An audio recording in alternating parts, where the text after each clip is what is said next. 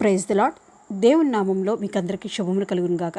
గత వాక్య భాగంలో మనం చదువుకున్నాం కదా, గిద్యోను గారు తన తండ్రి కట్టించిన బయలు యొక్క బలిపీఠాన్ని పడగొడతారు. ఆ తరువాత యెహోవా ఆత్మ గిద్యోను గారిని ఆవహిస్తుంది. అప్పుడు ఆయన బూర ఊదుతాడు. ఆ బూర ఊదిపడినప్పుడు ఎబీయేజరు కుటుంబం వారందరూ కూడా ఈ గిద్యోను దగ్గరికి వస్తారు. ఈ తర్వాత గిద్యోను గారు ఏం చేస్తారంటే కొంతమంది దూతల్ని పంపిస్తారు. ఎవరి దగ్గరికి అంటే మనష్షీయుల దగ్గరికి, ఆషేరు, జబూలును, నఫ్తాలి గోత్రంలో వాళ్ళందరి దగ్గర కూడా దూతలను పంపించి మీరందరూ రండి, మిద్యానీయుల్ని దేవుడు మన చేతికి అప్పగిస్తున్నాడని చెప్పినప్పుడు వాళ్ళందరూ కూడా కలిసి వస్తారు. అప్పుడు గిద్యోను యెహోవా తండ్రితో ఏమంటారంటే, దేవుడా నువ్వు చెప్పావు కదా, మేమందరం కలిసి ఈ మిద్యానీయుల్ని మేము ఓడిస్తాము, ఇజ్రాయెల్ని రక్షించుకుంటాము అని చెప్పారు కదా, నాకు ఒక్క సూచన క్రియ చేయ తండ్రి. ఏంటంటే గొర్రె బొచ్చు ఉంటుంది కదా, అది నేను నేల మీద కొంచెం పెడతాను. ఆ రాత్రి ఏమవ్వాలంటే మొత్తం కూడా అంతా ఆరిపోయి ఉండాలి. ఆ గొర్రె బొచ్చు మీద మాత్రమే మంచు పడాలి.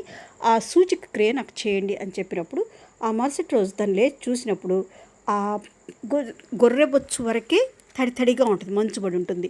ఆయన ఏం చేస్తారంటే ఒక గిన్నె తీసుకొని ఆ పిండినప్పుడు ఆ గిన్నె నిండుగా నీళ్ళు వస్తాయి అన్నమాట.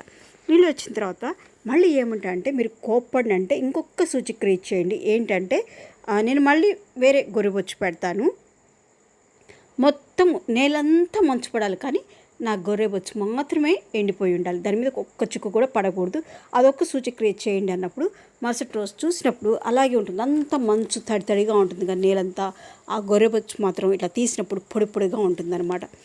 తర్వాత అప్పుడు యెహోవా తండ్రి ఏమంటారంటే, వీళ్ళందరూ నీ దగ్గరికి వచ్చారు కదా, ఇంతమందిని తీసుకొని కనుక నువ్వు మిద్యానీయుల దగ్గరికి వెళ్ళి యుద్ధం చేస్తే వీళ్ళు ఏమంటారంటే తర్వాత, మేమందరం చాలా ఎక్కువ మంది ఉన్నాం, మా బాహుబలంతో మేము గెలిచాం, కానీ దేవుడు ఏం చేయలేదు అనుకుంటారేమో, అతిశయపడతారేమో. కాబట్టి నువ్వు కిందకి వెళ్ళేసి ఈ వీళ్ళందరూ ఉన్నారు కదా వాళ్ళందరి దగ్గరికి వెళ్ళేసి నువ్వు ఎవరైతే భయపడుతున్నారో యుద్ధం చేయడానికి వాళ్ళందరినీ ఇంటికి వెళ్ళిపోమని చెప్పు అని అంటాడు.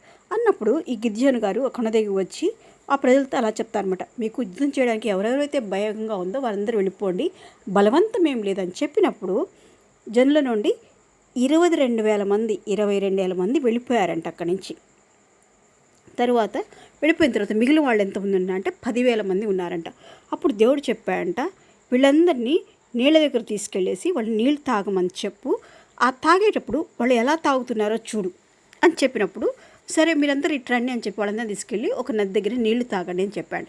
తాగమన్నప్పుడు కొంతమంది ఏం చేస్తారంటే ఇట్లా నాలుగుతో కుక్క గతకటం మొదలుపెట్టారంట. కొంతమంది ఏమో మోకాళ్ళ నుండి నీళ్లు తాగటం మొదలుపెట్టారంట. దేవుడు ఏం చేశారంటే వాళ్ళని సపరేట్గా ఉంచి లెక్కించమన్నప్పుడు ఈ గిద్యోను గారు లెక్కించినప్పుడు చేత్తో నోటికి తీసుకొని గతికిన వారి లెక్క 300 మంది ఉన్నారంట. సరే దేవుడు ఏం చెప్తా అంటే ఈ 300 మంది నీ దగ్గర ఉంచుకొని మిగిలిన వాళ్ళందరినీ ఇంటికి పంపించేసి అని చెప్పారంట. మిగిలిన భాగం నెక్స్ట్ ఎపిసోడ్లో మనం విందాము. దేవుడు మిమ్మల్ని దీవించి ఆశీర్వదించి కాపాడును కాక. ఆమెన్.